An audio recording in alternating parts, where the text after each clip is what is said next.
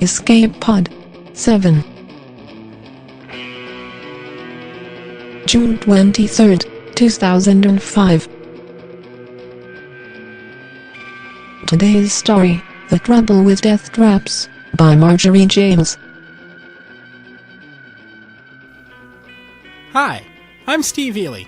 You already know that this is Escape Pod. Now, I had a really nice intro lined up for you today about the very newly invented Baldur's Gate Dark Alliance 2, the drinking game. But I just saw something the other day on Slashdot that I wanted to bring some attention to. There was a guy there talking about science fiction, and I don't remember the exact topic, but he had a link. He was pointing at the Mundane SF Manifesto. Now, I don't know if you've seen this or not. It's at mundanesf.com. I'm pretty sure it's a joke. It was created by a couple of Clarion students, and knowing novice science fiction writers as I do, it's probably done over beers.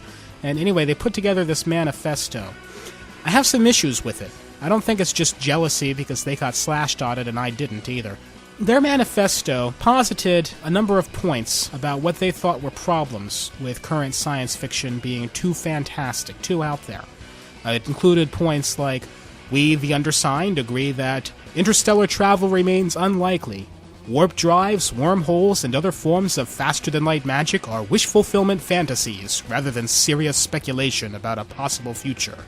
We agree that magic interstellar travel can lead to an illusion of a universe abundant with worlds as hospitable to life as this Earth. This is also unlikely.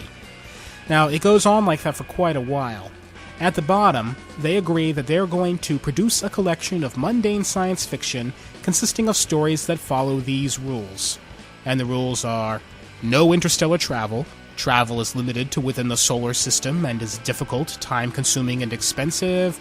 No aliens, unless the connection's distant, difficult, tenuous, and expensive, and they don't have interstellar travel. No alternate universes or parallel worlds. No magic or supernatural elements. No time travel or teleportation. Yeah, I think they left out talking cats, but that's a pretty exhaustive list. Now, here's my problem with this. These guys, they can do whatever they want. They say they can come up with good SF with the premise, this Earth is all we have, let's make the best of it. Well, they're probably right. Good for them. They probably can write good stories that way. I'll read them. Hell, send them to me. I'll podcast them. My problem with it is if this thing catches on. Writers BSing over beers, coming up with manifestos. Hey, I've been there, I've done that. But as a movement, this would be very dangerous to the genre. Why? It's because science fiction is not, and it must not be, defined by a list of what not to write. That is antithetical to the literature of the imagination. Science fiction is about possibilities, and if you accept that, then any possibility which makes for a cool story is a valid possibility. That's what I subscribe to. I expect that most of you don't have a list of themes that you don't want to read about. Neither do I. So that's my take on the Mundane SF Manifesto. No, sir, I don't like it. Now, next week, I think I'll talk about another science fiction manifesto that I do like. Unless I talk about taking shots every time my elven necromancer dies instead. Speaking of, today's story is The Trouble with Deathtraps by Marjorie James. It's a cheerful fantasy story about the sorts of people who build those infernal devices that, well, kill my elven necromancer. Miss James lives in California. Her works have appeared in Orchard Press Mysteries and Future's Mysterious Anthology magazine. This one has mysteriously not been published before. So hold on to the guide rails and watch your step. It's story time. The Trouble with Deathtraps by Marjorie James. Imagine a jungle. Furnish it with dense foliage, the appropriate animal noises, and an all-encompassing humidity. Don't forget the toucans. To this place, add one small kingdom. Give it fields and gatherings of thatched huts. In the center, place two grand stone buildings on their own small hills.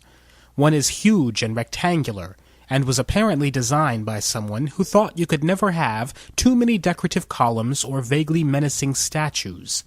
The other, though still under construction, appears to be destined to be even larger and gaudier than its neighbor.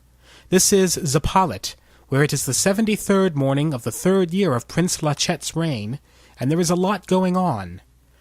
Construction was well underway on a new great temple to protect and honor the sacred idol of Lobnot, the old one having succumbed to dry rot some months before.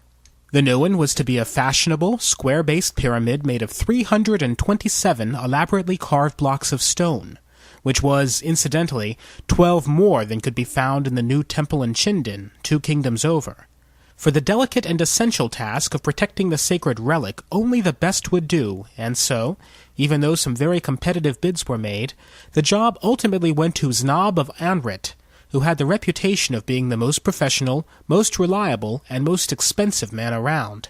For his part, Znob considered his fees more than fair, particularly when his duties included the training of new apprentices. "Don't kick that!"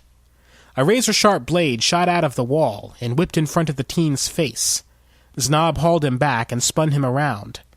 "First thing you have to learn in this business. Never kick anything. Got that?" "Yes, sir. Sorry, sir." "Good." "Sir?" "Yes?" "What's the second thing?" The builder shot a sideways look at his apprentice. The boy didn't look like he was trying to make fun of him.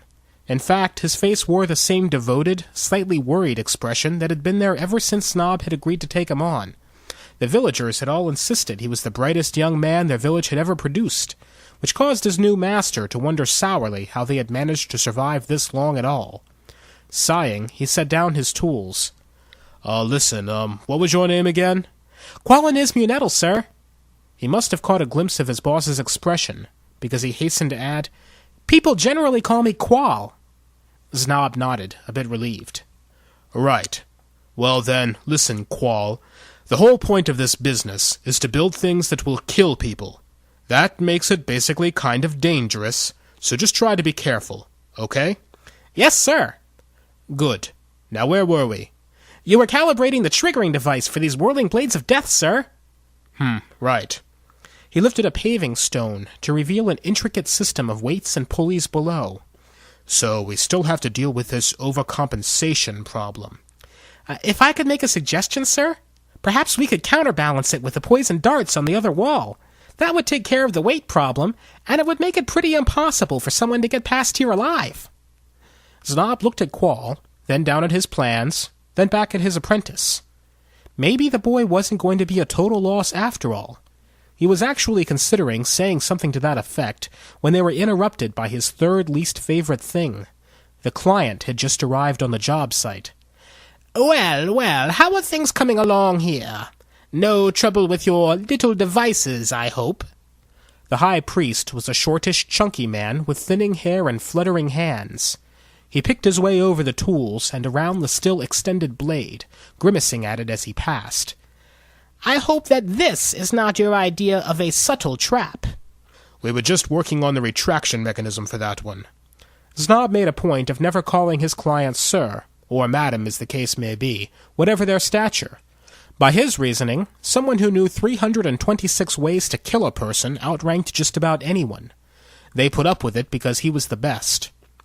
"Well, His Divinity the Prince was very interested in the plans you showed us. Very interested." "Glad to hear it," Snob said, and waited. The priest rubbed his nose and coughed unnecessarily. "Still, it does remain unclear to me why it must be that all of your traps can be circumvented. I was hoping to talk to you about that." Znob's expression didn't change, but inwardly he groaned. How many times was he going to have to explain it before they understood? He looked over at Qual, who was busy cranking the blade back into place. At least this would be a good opportunity to show the boy something about his new profession. "As I have mentioned before," Snob said with as much patience as he could manage, "we tailor our designs to your specific needs. If this were a tomb, or a prison for an unspeakable evil, then sure, there would be no reason to make the defenses anything other than impregnable. However, since you and your acolytes are going to be coming through here, certain measures had to be taken to make that possible. Be sure you latch that in well," he said to Qual. "We don't want it going off before we have the trigger finished. You know," he continued to the high priest, "I really don't think it's a very good idea to have that idol in here before we have this place activated. It really isn't secure. My priests are perfectly capable of guarding it. The power of Lobnot is all we need. So why hire me? Snob thought it, but kept it to himself. He had gotten used to the fact that these priests, who insisted that their gods were all-knowing, all-seeing, and all-powerful, still felt the need to have some very sharp objects around, just in case. Aloud, he said, "As long as it's clear that our guarantee does not cover anything that happens to it before construction is completed." I believe you have made that abundantly clear. I'm done, sir. Good. Well then, let's... Snob stopped and listened. The sounds of an argument were coming from deeper in the temple, one voice raised and querulous, the other lower but losing patience.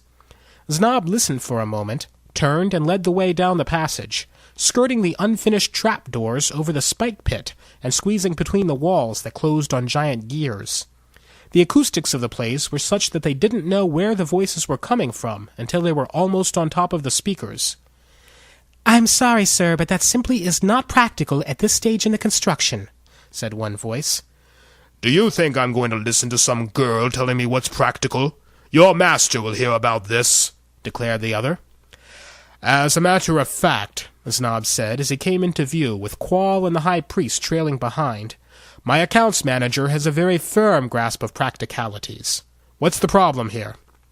The Grand Vizier was inquiring as to the possibility of including a self-destruct mechanism as part of the temple's defenses, the girl said.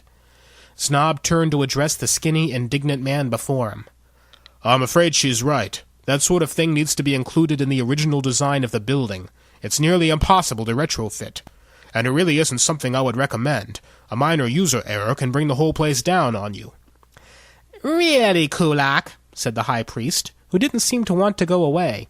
Why can't you just leave this to the professionals? I don't see why there would be a problem with my wanting to be involved with a project of such importance to our people. By the way, he said to Snob, have you given any thought to spiders? I heard that in Poblit they have a temple with a whole wall of spiders that jump down on your head. Very impressive, I thought. That sounds like Tiri Kalen's work. He does quite a lot of animal work. Sure, putting in spiders is no problem. Trouble is, spiders are hard to train, and sometimes they don't like staying where they're put, and then end up getting everywhere. Now, we have a lot to get done here, so unless there's anything else... As a matter of fact, the high priest cut in, we actually were interested in having this place be guarded by restless spirits who would pursue and punish any who would violate it. That is, unless your girl here would like to tell us it is not possible, added the Grand Vizier. Snob breathed a sigh of exhaustion and relief. No, we can handle that. We subcontract all of our hauntings with the Lady Palat. Tabalan can quote you the prices. The girl already had a codex out of her bag and was scrolling through the pictographs. Yes, here. For a standard haunting, guaranteed for 8 centuries, it's 300 E10s per ghost, plus an extra 150 if you want a warrior spirit. 300? But we can raise our own for nothing at all, said the high priest. I assure you these are the highest quality of ghosts, Snob said. In all the years that I have dealt with Palat, we have only had 3 that have dematerialized or turned on their masters. Of course, you're welcome to introduce your own, as long as you understand that any damage they do to our traps won't be covered under the service contract. And I have to say, a number of our clients have had problems with rogue poltergeists. The high priest sniffed. It is something to consider, at least. Now, if you will excuse me, I have a number of duties to attend to. As do I, the Grand Vizier hastened to add. In fact, I have many very important things to do.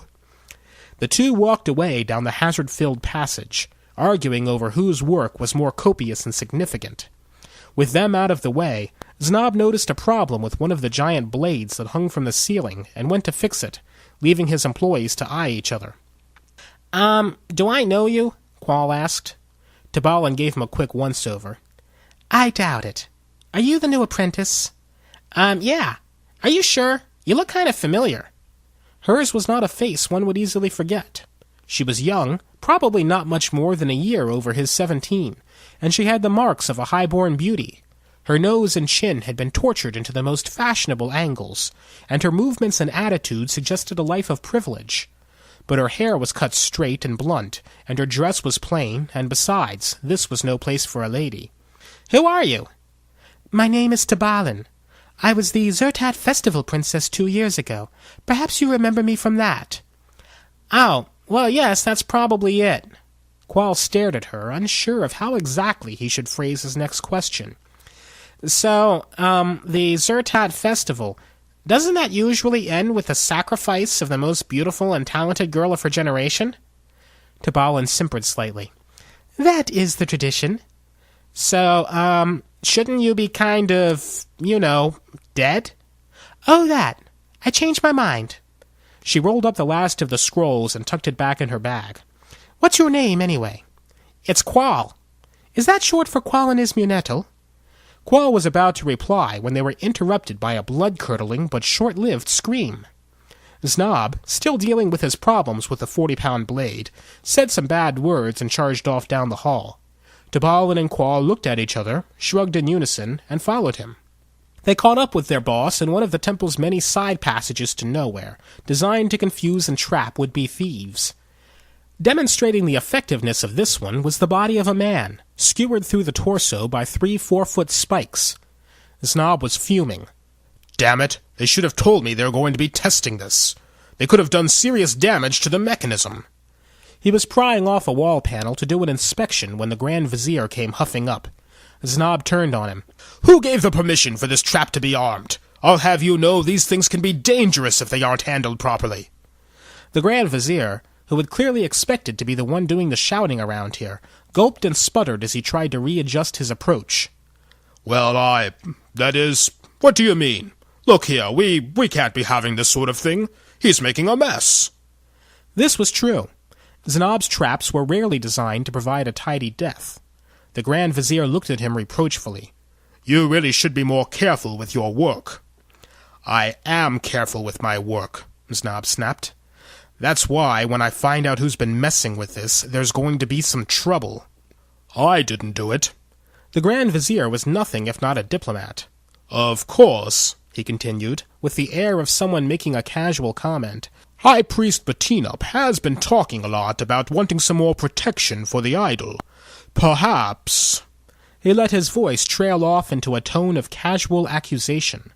It might have been more effective if in the next 30 seconds he hadn't been nearly knocked to the ground by rampaging clergy. The High Priest had burst in, surrounded by 6 of his lesser officials, and looking everywhere but in front of him. "Damn that insolent bastard! Oh, you found him!" The priest drew up short in front of the body, causing a 3-bishop pile-up behind him. "Well, where is it?" "Where is what?" asked Znob, who wasn't about to give up the role of angriest person in the room just yet. "The idol! That infidel stole the idol!" A rapid search of the body and its surroundings failed to produce any sign of the missing relic. Then there was a general outbreak of shouting and recriminations, as was to be expected under the circumstances. While it was going on, Qual took the opportunity to have a closer look at the corpse. Neither young nor old, the man was dressed in the robes of a low-ranked priest, and he had the soft, pale look of one that had spent much of his life indoors and seated. He was lying on his back on the floor, with the spikes protruding well out of his chest. A tipped-up flagstone at his feet indicated how he had achieved his position. "Looks pretty nasty, doesn't it?" Tabalin came and crouched next to the body with him.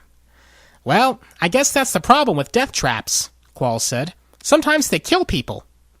Like her employer before her, Tabalin snuck a look at the boy to see if he was joking. But Qual's expression remained steadfast and solemn, and she had to content herself with returning to the topic at hand. "I wonder how it happened. I didn't think we were even going to arm this place yet." "We weren't." Snob broke away from arguing with the dignitaries and came to join them. "I didn't even have any workers in here today." "So what are you suggesting? That your weapons are activating themselves?"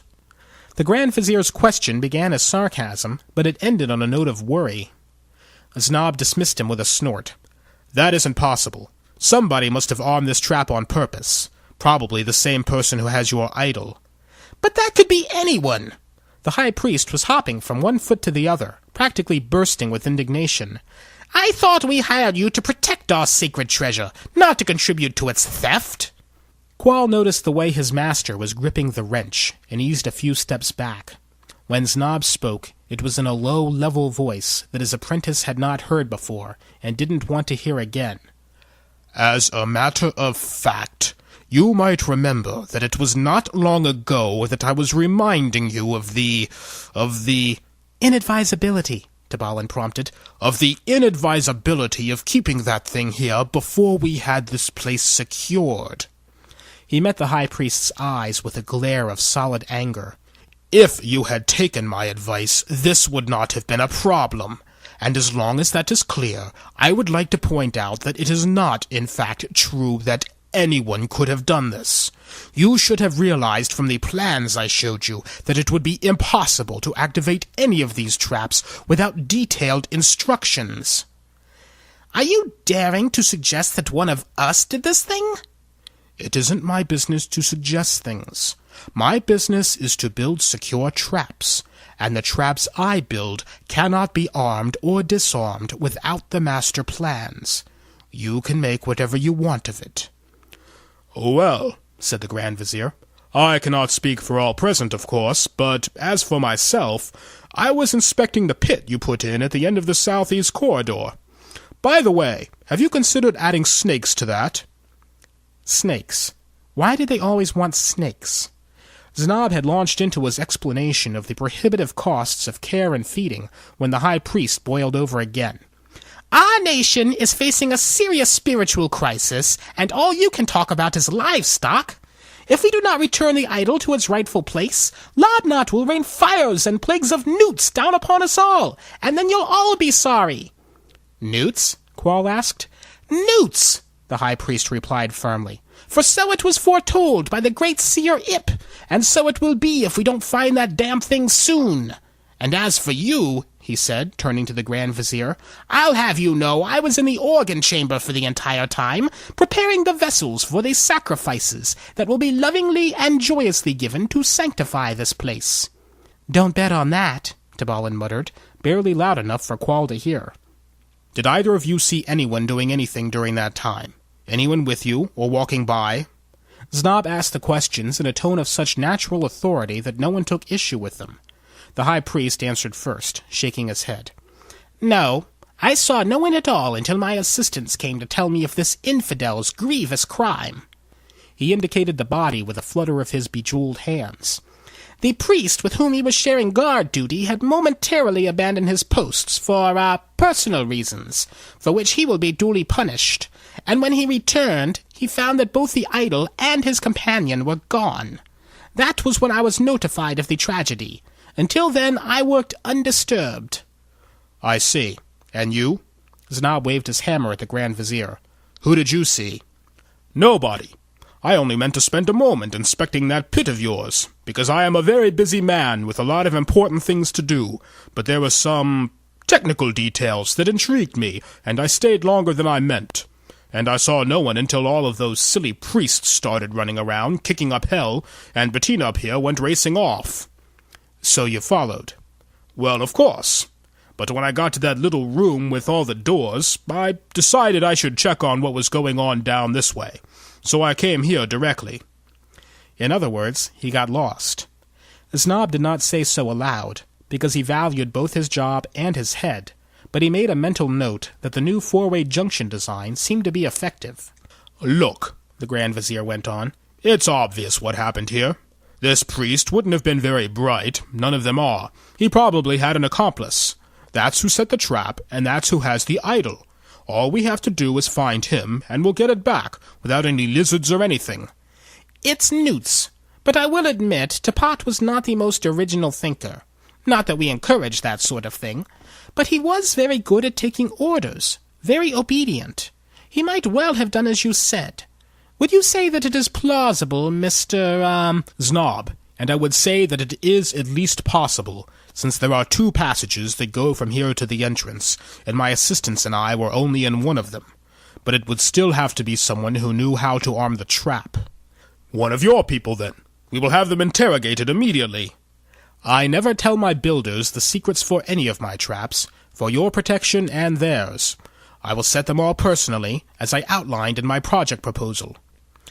"Well," the high priest sneered, "that certainly is convenient."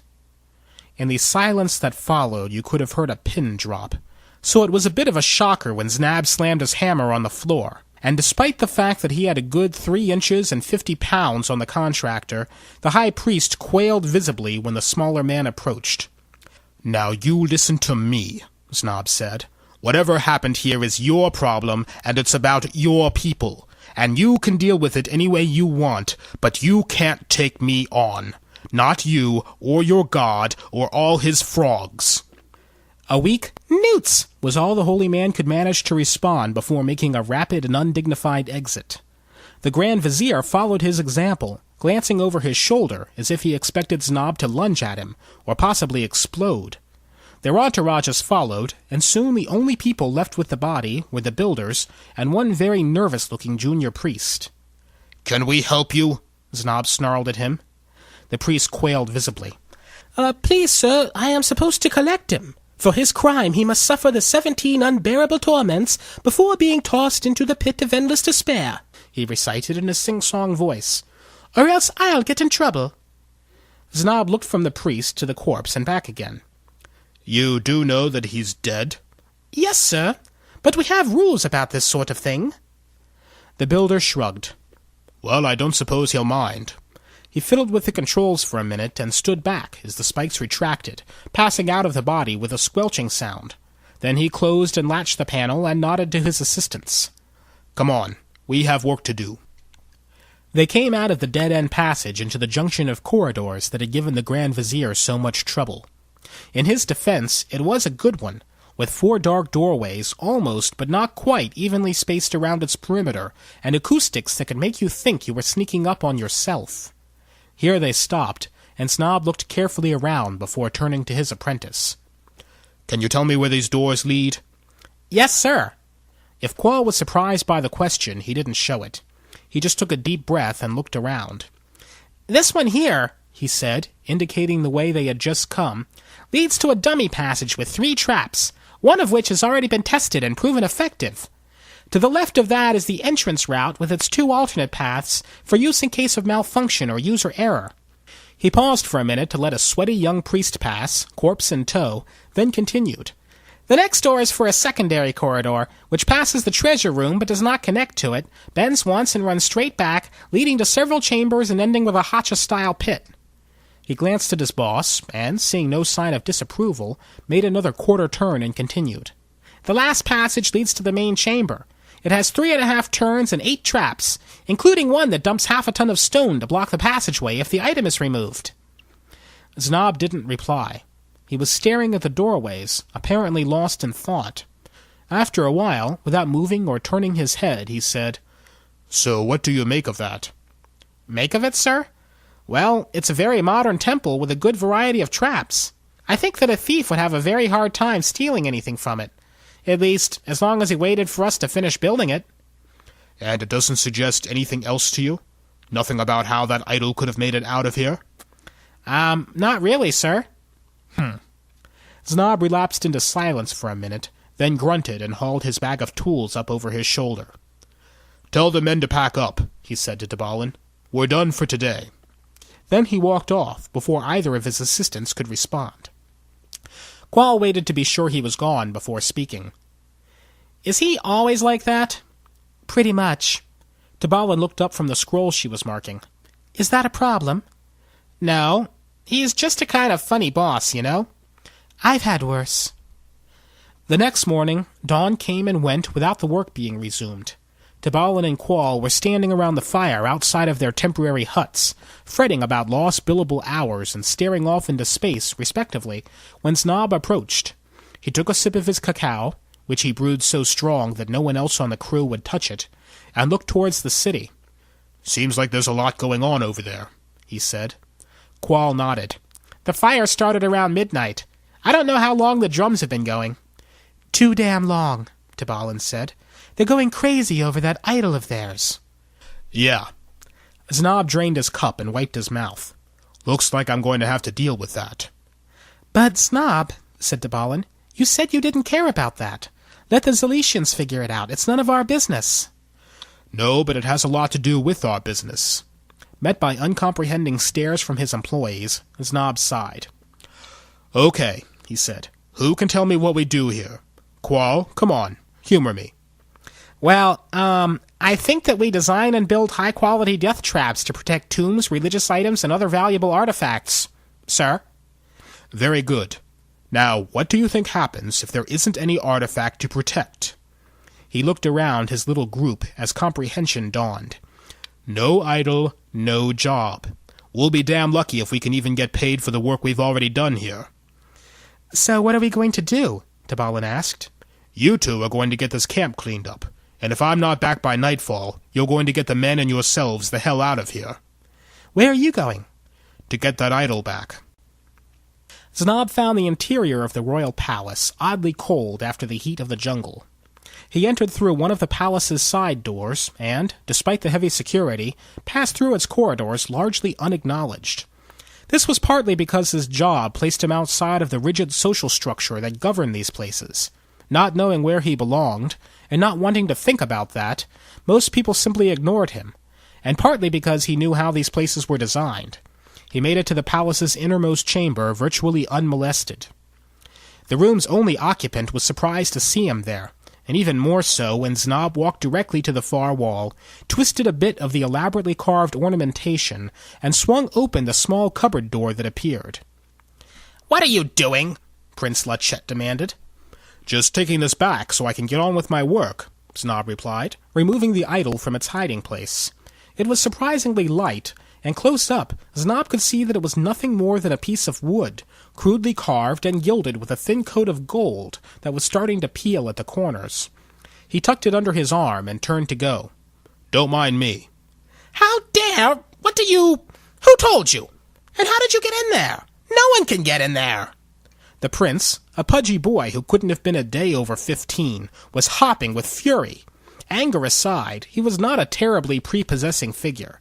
His attempts to grow a regal beard had only resulted in patches of soft down dotting his jawline, and the chain that held the Great Seal of Office looked like it could snap his neck by the sheer weight of it. Znob gave him a businesslike glance. No one told me, he said. Nobody had to. Old Sinhoten did this place, right? Great man, made some major advances in beheading technology, but he only knew about 3 hidden compartments. There are probably 50 palaces, all up and down the peninsula, that have the same one. The boy had to open and shut his mouth a few times before he could get any sound out.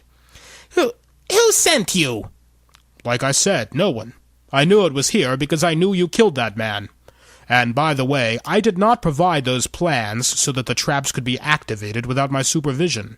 It was a matter of full disclosure only. I will not tolerate this! All right, just as long as you know that it's going to void the warranty. And why me? Suddenly Lachette sounded less like the supreme ruler of 12,683 people, and more like a querulous teenager. Kulak and Batinup saw those plans too. Both of them have been trying to take over this country for as long as I can remember. In fact, I think they may have known about that compartment. As you say, they're very common. Obviously, one of them must have done it. I'm afraid not. You see, while neither of them had an alibi exactly, and you were taking a risk there was no way either of them could have made it past the other without being seen. Then they conspired against me. Yeah, that must be it. This was all a trick. Znob shook his head. Sorry, Your Highness, I'm not buying that. Once you've been in this game a bit longer, you'll know that if there's one thing Grand Viziers and High Priests can't do, it's work together. Znob was still annoyed, but there was something pathetic about this young monarch that caused him to soften his tone. Look, I'm not going to cause any trouble for you. I'm just going to get this thing back where it belongs so that I can get on with my work. I don't know what you wanted to accomplish by making it disappear, but having it reappear unexpectedly should be just about as good, I'd imagine. No! The prince shouted, his voice cracking. You can't take it back! I won't let you! Znob raised his eyebrows. Not that it's any of my business, but why? This is your religion, isn't it? You can't just take it away. It's a stupid religion, said the prince, slumping back into his throne. I don't like it. They spend all their time talking about their stupid god. Lob not this, lob not that. I'm sick of it. Well, he is your god. But I'm their prince. They should be talking about me, not some dumb god nobody ever sees. And they give him the prettiest girls and everything. Snob stared at him. So you want to take their god away? They don't deserve it. Anyway, I'm the one they should be paying attention to. I'm the prince, he repeated, still whining. The boy is actually serious, Snob thought. He shook his head. Look, he said, you don't know what you're doing here. You can't just get rid of religion like that. People need their gods. I've seen it everywhere. But they give him everything. All the praise, all the blame, too, Snob interrupted. Who do you think they're going to turn to when their crops fail if they haven't got a god? Trust me. He patted the idol under his arm. You're much better off this way. The prince tapped his fingers on the arm of his throne. Perhaps, he said, with some of his former impetuousness returning. But I see no need for you to be involved. You do know that you're not getting out of here alive. Young man, I invented not getting out of places alive. I will be fine. You should be worried. Impudent fool! I could have you killed in a minute! That might not be a very good idea. You see, I set, 7 or 8, maybe 12 small traps on my way in, mostly poison-based, all pretty nasty. Now, either I pick them up on my way out, or you won't be able to take a step in this place without wondering if it will be your last. Are we clear? As he spoke, Snob watched the prince turn red, then white, then green. Good. I'm going to take this back now, and since I am interested in having as little trouble as possible, I am not going to make it generally known where it came from. Now, on the other hand, if anything were to happen to me or my people, well, you know how fast these rumors can spread. He looked back at the prince, impotently angry on his gaudy throne. You might want to give some more thought to the religion thing, he said, as kindly as he could. There's a reason why people need gods, just like they need rulers. What about you? The prince demanded. Don't you need gods? Snob smiled. No, he said. Gods need me. It took them a little under 2 weeks to finish the work on the temple, which went much smoother once someone managed to convince the Grand Vizier that it really wasn't going to be practical to hang jaguars up on ropes and have them swing down on intruders. They had packed up their tools and broken camp, and Snob and his crew were heading off to their next job. Tabalin turned around to take one last look at the temple. I thought that went rather well, all things considered. Once we got a few wrinkles ironed out, Snob agreed. The prince seemed fairly happy to have us leave, said Qual. What was he like, anyway? A bit rough still, but I think he may have the makings of a decent tyrant. Did you leave a card? Tabalin asked. We really have to get these rulers to realize that it's never too early to start work on a tomb if they want a good one. Well, Damn, what did I step on? Snob peeled a small animal off his sandal by the tail. It looks like a newt, Qual offered, but it's hard to tell. But look, there's a live one, and another. And there are 6 more over here. Tabalin pointed to the side of the trail. They're all headed for the city. But why? Asked Qual. We return the idol. Tabalin shrugged. Maybe they didn't get the memo. The 3 of them watched the low-speed invasion for a while. Then, as one, they decided that this was not their problem, and continued on against the rising tide of amphibians. Yes, much fun. I think I'm going to have that image of jaguars swinging on ropes in my head for a few weeks to come. If you'd like to let us know what you think, go to our website and give us a comment. It's escape.extraneous.org. This week we have no book review, because nobody sent us one. This is an easy way to get your voice heard, guys. I know for certain that a fair number of you read books, and I bet that you probably have opinions about them, am I right? If I am, all you gotta do is call 206-666-EPOD and tell us why Book 7 of the Dark Tower series sucked. Yeah, I threw that one out to rile you up. I do have an important announcement, however. This is TSFPN.com, the Sci-Fi Podcast Network. Out of this world entertainment. Escape Pod is now a proud member of the Science Fiction Podcast Network. This is a group being put together by author Michael Stackpole to create a sort of one-stop shop for quality podcasts with skiffy themes. There's a lot of fine ear candy there, so go to tsfpn.com and take some podcasts home with you. In addition, I'd like to thank Michael and Evo at the Dragon Page, again, for giving some time to Escape Pod on their cover-to-cover radio show and podcast. It was a fun interview, even if over there I don't get to edit out my ums and ahs. You're doing great things, guys. Keep it up. Escape Pod is a listener-supported podcast. We pay our authors for allowing us to bring you these great stories. If you'd like us to keep doing it, you can either send us next week's lottery numbers, or you can go onto our webpage and click the donate button. Anything you can contribute to us helps us.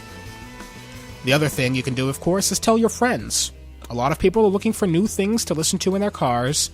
You can make their day with this. As you know, Bob, we release under a Creative Commons Attribution, Non-Commercial, No Derivatives license. And surely you know that means that you can give this audio file to anyone you like, so long as you don't use it for commercial purposes or irradiate it with gamma rays, transforming its material structure. You also know that all other rights reside with our authors. Don't make them angry. You wouldn't like to see them angry. The music is provided by permission of Daikaiju. Battle not with giant monsters, lest ye become a giant monster. And if you gaze into rock and roll gazes also into you. This has been Steve Eley. Until next week, keep smiling. Until your face gets tired. Then stop.